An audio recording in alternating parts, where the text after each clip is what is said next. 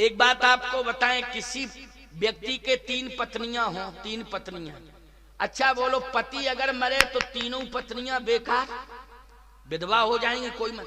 और अगर 3 पत्नियां हैं और एक आध पत्नी मर जाए और 2 बची रहे और पति बचा रहे तो काम बढ़िया चलेगा कि नहीं चलेगा? बोलो, किसी प्रकार की कोई बाधा आएगी क्या? हमारी समझ में तो बिल्कुल नहीं आएगी बाधा, क्योंकि 3 पत्नियों में से अगर एक पत्नी मर जाती है, 2 पत्नियां रहती, हम कहते 2 भी मर जाएं तो एक तो है। क्यों भाई? एक तो है, कोई दिक्कत नहीं। लेकिन पति अगर मर जाए तो परिवार का मुखिया ही चला गया ही, ईमानदारी से बताओ, अनाथ हो जाएगा वो परिवार कि नहीं हो जाएगा? क्योंकि एक मुखिया के जाने से।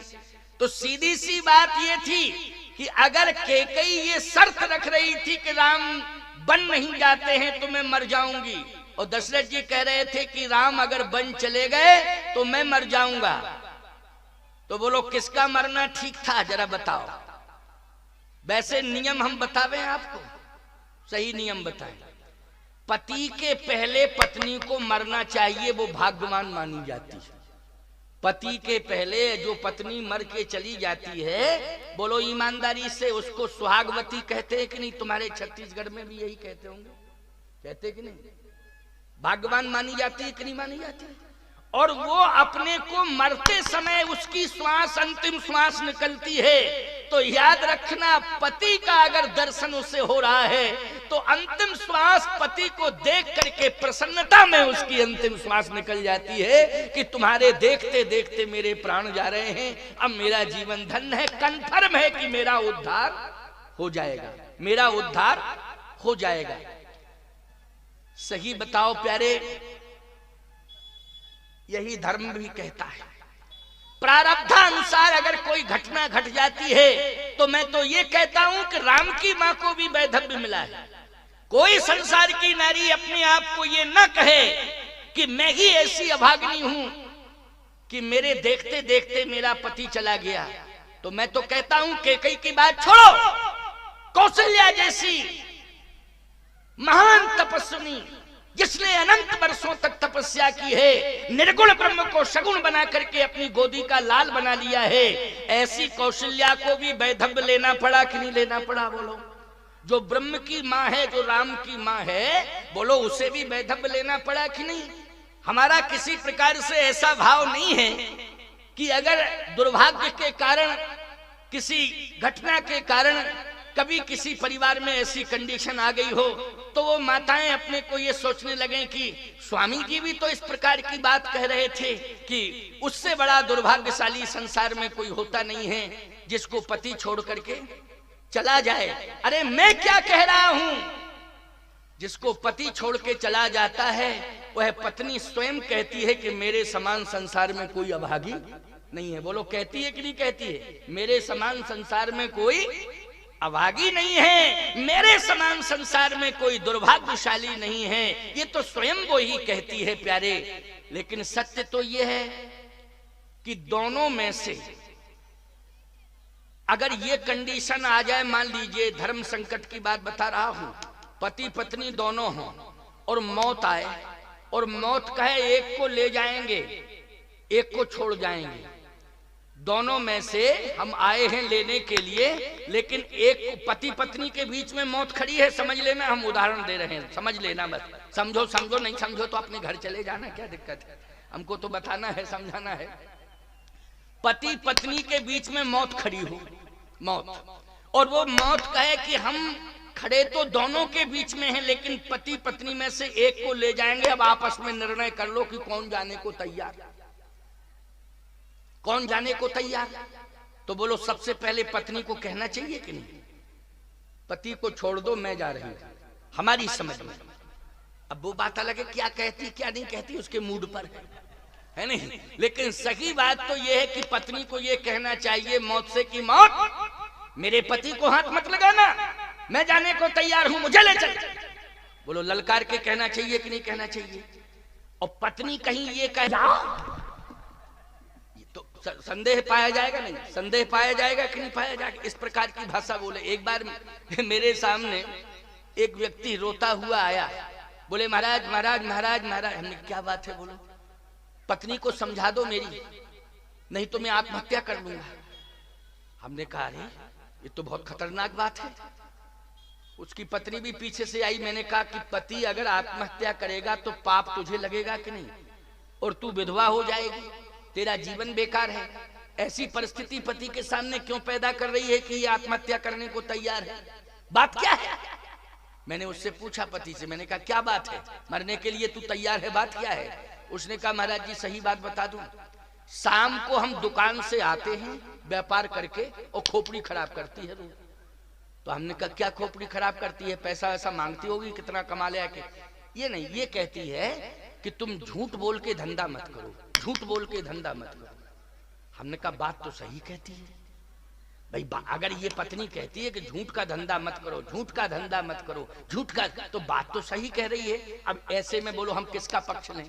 ये कहें कि झूठ बोल तू इसका समर्थन कर, ऐसा तो हम कह नहीं सकते, क्योंकि सत्य और असत्य की व्याख्या चल रही है ना इस मंच पर। किसकी व्याख्या हो रही है? सत्य और असत्य की। तो कहे रोज खोपड़ी खराब करती है कि झूठ का धंधा मत करो, झूठ का धंधा मत करो, झूठ क्यों बोलते हो? हमने कहा बात तो सही है। तो उसने कहा स्वामी जी हम अकारण में झूठ नहीं बोलते हैं, धंधे में कोई कारण आ जाता है तो झूठ का आधार ले लेते हैं, कोई कारण आ जाता है तो आधार ले लेते हैं। यदि ये यही चाहती है तो धंधा चौपट हो जाए, आज के बाद हम झूठ बोलेंगे ही नहीं, आज के बाद नहीं, धंधा चौपट हो जाए। अगर ये पीछे ही पड़ी है, हम तो बाल बच्चों के लिए कर रहे थे, अगर इसको ऐसा ही लगता है तो धंधा भले ही चौपट हो जाए, लेकिन हम बिल्कुल नहीं बोलेंगे झूठ। लेकिन स्वामी जी इससे भी कह दो ये भी झूठ ना बोले। तो मैंने कहा कि तू झूठ बोलती है क्या? कहे मैं बिल्कुल नहीं बोलती हूँ झूठ, कभी नहीं बोला मैंने झूठ। पति बोला अगर कह दूं तो? हाँ बता दो। कहे अभी मायके से लौट के आई 15 दिन पहले, कानों की बाला झुमकी जो होते हैं ना वो लटका के चली आई वहां से मायके से, और कह रही थी कि ये हमारे बाप ने बनवाए हैं, तुम्हारे बाप में इतनी सामर्थ है? अरे 2 तोला के तूने सोने के ये बनवाए कुंडल, लेकिन हमें कंफर्म मालूम है कि तुम्हारा बाप 1 तोला का भी दाम नहीं दे सकता है, और तुम्हारे बाप को ये क्रेडिट है कि कोई उधार 5 रुपया नहीं दे सकता है। ना दुकानदार उधार करेगा सुनार, और ना कोई व्यापारी तुम्हारे बाप को उधार देगा। लेकिन हम जानते हैं कि खर्च के नाम पर मुझसे पैसा लिया, उसी में बचा बचा के रुपया इकट्ठा किया और मायके गई सोने के बनवा के आ गई के बाप ने दिया। ये झूठ बोलती है कि सही? तुरंत स्तब्ध रह गई वो। मैंने कहा सही बताओ क्या है? बोले महाराज जी वो बात छोड़ो, हम कभी झूठ नहीं बोलेंगे, कभी झूठ नहीं बोलेंगे, लेकिन इनसे कहो ये झूठ ना बोले। उसने कहा मैं सौगंध खाता हूं कभी झूठ नहीं बोलूंगा। कहे मान लीजिए बोले झूठ, तो उसने कहा जिस दिन मैं झूठ बोलूंगा उसी दिन मेरी मौत हो जाए, मैं मर जाऊंगा। अरे हमने कहा बहुत बड़ी बात कह रहा है, लेकिन इससे पूछो ये क्या करेगी अगर झूठ बोलेगी? उसने कहा अगर तुम ये करते हो प्रतिज्ञा कि जिस दिन मैं झूठ बोलूं उसी दिन मर जाऊं, तो पत्नी बोली मैं भी प्रतिज्ञा करती हूं जिस दिन झूठ बोलूं उसी दिन विधवा हो जाऊं। बोलो इससे बड़ा दुर्भाग्य बोले मैं क्या होगा? अब बताइए भाई, मरना तुम्ही को पड़ेगा दोनों तरफ से कि नहीं? बोलो ये बड़ी विडंबना। लेकिन सुनिए जरा सावधानी से सुनिए मेरी बात। भरत जी ने कहा कि मैं ये कहता हूं गुरुदेव, मेरी मां ने मेरे नाम पर जिद की थी कि भरत को राजा बनाया जाए, लेकिन मैं कितना बड़ा अभागी हूं, मेरा नाम कितना बड़ा दुर्भाग्य से जुड़ा हुआ है कि मेरा नाम आते ही मेरे पिता के प्राण निकल गए और माताओं को वैधव्य मिल गया। ये मेरा दुर्भाग्य है कि नहीं? मेरे नाम का ये दुर्भाग्य है कि मेरे पिता के प्राण निकल गए मेरा नाम आते ही, और माताएं विधवा हो गई। ये मेरे कारण हुआ ना। और सुनिए भैया को कहना चाहिए था कि भरत को बुला लिया जाए और भरत आ जाएगा, इसके बाद डिसीजन होगा।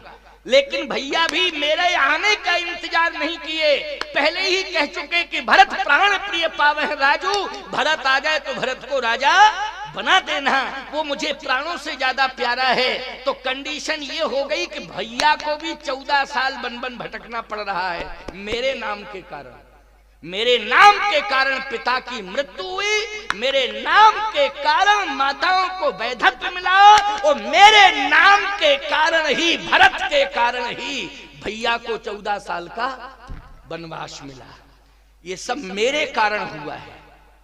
मैं ऐसे राज्य को स्वीकार करूं जिस राज्य ने, जिस धन ने इतनी बड़ी विडंबना पैदा कर दी हो, और ये अभागा भरत जिसके नाम से इतनी बड़ी क्षति हुई हो, और फिर भी उसको राज्य दिया जाए। इससे बड़ा दुर्भाग्य और क्या हो सकता है? इससे बड़ी विडंबना और कोई दूसरी नहीं हो सकती है। लेकिन गुरुदेव एक बात सुन लीजिए, आप बार बार मेरे नाम को आगे ला रहे हैं और सिंहासन पर बिठाने की बात कर रहे हैं, तो हमें चिंता इस बात की है कि पिताजी को तो मृत्यु मिल गई और माताओं को वैधव्य मिल गया, भैया को 14 साल का वनवास मिला मेरे कारण, और आप भी मेरा नाम बार बार ले रहे हैं, तो आपका क्या होगा? हमें चिंता आपकी, आपका क्या होगा? इसलिए आप अपने अस्तित्व को बचाइए। मोहराज हठ दई हो जबही,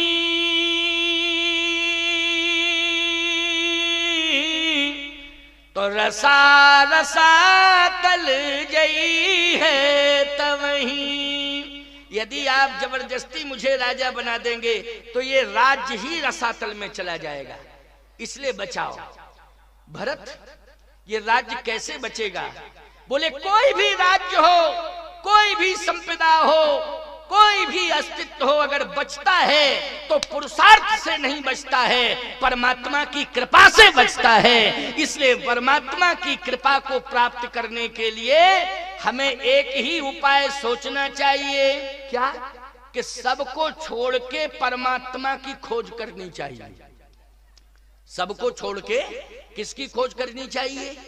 परमात्मा की खोज। धार्मिक अंचल है, छत्तीसगढ़ की सीमा जहां जहां तक है वहां वहां तक धार्मिकता है। क्यों है? क्योंकि छत्तीसगढ़ की सीमा जहां जहां तक है वहां की मिट्टी में भक्ति है। कौशल्या जी को भक्ति माना गया। ज्ञान भक्तिश्च कौशल्या, बोले कौशल्या क्या है?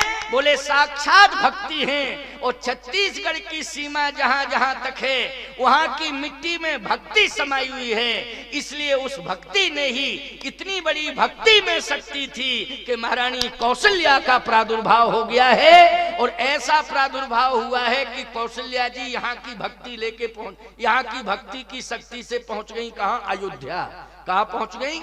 अयोध्या। और अयोध्या में इतनी ताकत आई, यहाँ की मिट्टी की भक्ति में इतनी ताकत आई कि ना तो सुमित्रा राम जी को उतार पाई, ना कैकेयी राम जी को उतार पाई। इस धरती पर यदि उतारा है तो कौशल्या माँ ने उतारा है। ब्रह्म को बालक बना करके इस धरती पर कौशल्या माँ ने। बोलो भाई, ये छत्तीसगढ़ की मिट्टी की ताकत है। किसकी ताकत है? छत्तीसगढ़ की मिट्टी की ताकत है। तो आइए सुनिए, भरत जी ने कहा कि हमें राज्य नहीं चाहिए, धन नहीं चाहिए, क्या चाहिए? बोले आपन दारुण दीनता सबे कहो सिर नाय, और देखे बिन रघुनाथ पद जिय की जरनी न जाए।